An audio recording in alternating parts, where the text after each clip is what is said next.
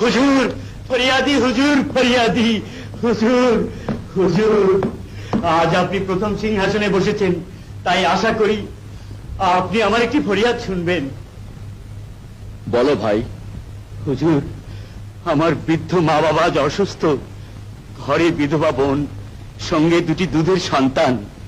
রাজভান্ডার থেকে যে ভাতা আমি পাই তা দিয়ে না পারি আমার অসুস্থ মা বাবার চিকিৎসা করাতে, না পারি আমার বোনের দুধের শিশুদের মুখে দুধ দিতে। সিপাহ সালার আলহামদুলিল্লাহ। রাজ সিপাহীরা কত ভাতা পায়? 50 দিনার। 50 দিনার?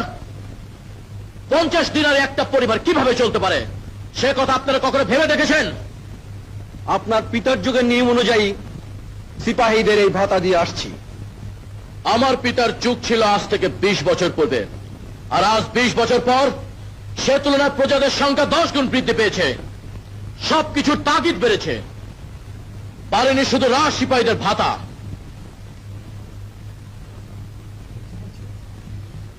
আজ থেকে রাজ সিপাহীদের ভাতা 300 দিনার করা হলো।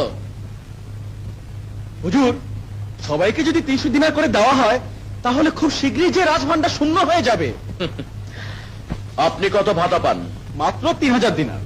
ওজিরে আজম 4000 দিনার। আর উচ্চ পদস্থ রাজ কর্মচারীরা 2000 করে। তাহলে আজ থেকে আপনাদের ভাতা কমিয়ে 500 দিনার করা হলো।